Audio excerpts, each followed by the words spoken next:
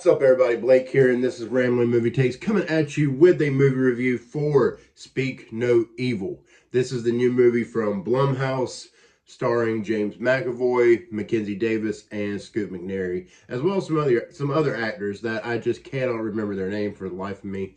But hey, I hope everybody's having a great day, great night, wherever you are in the world. Speak No Evil. I want to give you guys my thoughts. I went to see this movie yesterday, and I'm just now getting around to reviewing it. All right, James McAvoy gives, in my opinion, one of the best performances he has ever given in a movie. Like, he was phenomenal here. Such a well-rounded performance, which you can tell from the trailers. When you watch the trailer that, he's going to give a well-rounded performance. He's going to be the scene stealer in every scene that he's in. I mean, he's just that good. Also, I gotta say that Mackenzie Davis, I've only seen her in a couple of other things that come to mind. Terminator Dark Fate, uh, that that young adult movie, whatever, that awkward moment. I saw her in that years ago, and look, I don't ever really think that she's a bad actress. She don't ever strike me as a bad actress, but I've always just kind of seen her as being, just kind of serviceable. In this movie, she was fantastic. She was phenomenal. She held her own against James McAvoy. Just you would believe that these are just two acting powerhouses. And also Scoot McNairy, who, that's a weird name. I've only seen him in one other movie, and that was back in 2016. I'm sure he's done other stuff since then, but that's all I've seen him in. And that was Batman v Superman: Dawn of Justice. He was all right in that movie. He wasn't really given a whole lot to do. He didn't get a whole room to like flex his acting chops. But in this movie, like he's a good actor. Like, I don't know why I haven't seen this guy more. Like, he really is a good actor, and he held his own. With James McAvoy and with Mackenzie Davis. And I also got to give a lot of credit to the child actors in this movie, who were fantastic. I normally can be kind of hard on child actors. I don't mean to be. I always try to give a little bit of grace, but at the same time, I do tend to be a bit hard on child actors. I can't be hard on these kids. These kids are, excuse me, these kids are very good.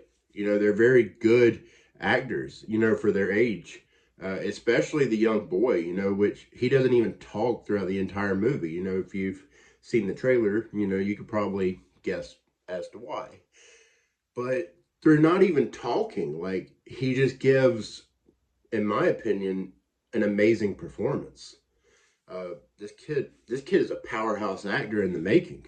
Seriously. Going back to James McAvoy and his performance, such a well-rounded, like, this guy has this character that he's playing. He's charismatic, he's disturbing, but he's also quite funny. So James McAvoy is having to, he's having to be all three of these things.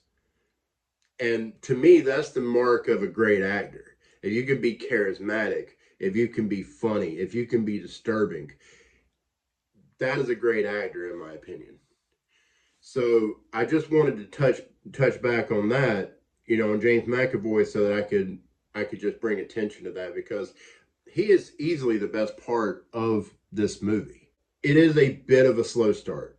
Definitely a bit of a slow starter. It takes a while to get going, and it gets a little boring at times. It does, start to get a bit annoying by the second act, because, by like the middle of the second act. The first act is, I don't love the first act of this movie. It's fine. And I guess the second act, was just kind of blah. I just wasn't, I don't know, I was just getting bored. I was getting bored watching it. But then we get to the end of the movie, we get to the third act, and it makes it makes everything worth it, you know. And it makes me glad that I sat through the movie to get to that third act, as things just really go off the rail from there, and it gets crazy. Look, I went to see this movie with my mom. My mom wanted to see this movie, and during the third act, like, she just started punching me and grabbing me and clawing me. And I was like, damn. Like, I feel like I'm getting assaulted watching this movie. Like, but I couldn't help but laugh because the reaction, you know, because my mom, she is indicative of you know, the general audience for this movie, for any movie. She's the general audience. You know, for me, I mean, look, you ain't gonna scare me. Like, you might get me with some of the surround sound and all that. You know, you might get me with a boom, something like that. You're not gonna scare me. All right, it's just a movie. I've seen some stuff. But my mom, she's a beating my ass. Like, I'm just, why you bring me this movie?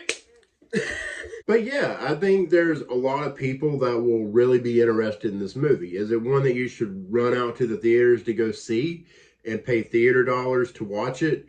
I don't know. That's up to you to decide. I think you're perfectly fine waiting to watch it at home. It's just one of those movies. However, I will always advocate for the theatrical experience and say, you know, look, if you feel like going, go, because it is a worthy experience. You know, the sound design for this movie, you know, is actually surprisingly really good. And it's easy to you know, find yourself jumping. You know, if you were easy to make jump, you know, in horror movies, because this is basically a horror movie. If you find yourself jumping in horror movies, that, like, the sound design alone is going to make you, you know, twitch, you know. So definitely a great sound design, and just a great looking movie, well acted. It's also very well written. So the plot of this movie, you have this American family that's living in London, and they meet this other family, James McAvoy's family, who live in I can't remember where they live. It's another country. I believe it was Italy. I'm not 100% sure. Well, James McAvoy and his wife end up inviting this family to their house for the weekend, and they barely know each other, right? So kind of weird. I don't think most of us would find ourselves in this situation where they actually went to another country, actually, you know, went anywhere to spend a weekend with people they barely know. But yeah, I really enjoyed this movie. I had a great time with it. I would probably say this is like a 7 out of 10, just because, you know, it was a bit of a slog at first to get through. But once it gets to that third act, it makes it all worth it. And it's an enjoyable movie. And again, if you're into these kind of movies, if you're into thrillers, definitely check it out. I have been hard on Blumhouse, you know, for a while. You know, they haven't really released any good movies this year, except for this one. Like, this is the one good movie that they release, you know, within a pile of absolute dog crap. So yeah, here we are. It's crazy. It's crazy times we're living in, where Blumhouse actually puts out a good movie. We know how it is, you know. They just put out mounds of shit. And by the way, I've never even seen the original movie here. Like, I've only seen this. This is the remake, and I've never seen the original. So the original might be better. I don't know. I kind of want to check it out now. But anyways, guys, that's all I got. If you like this video, please do like, share, and subscribe. I would greatly appreciate it. And if you don't, you know where you could go. I'm just kidding. I'm just kidding. I'm just kidding. Anyways, so I'm going to head out. Thank you for watching. Like, share, and subscribe. And until next time, I'm Blake. And y'all have a good one.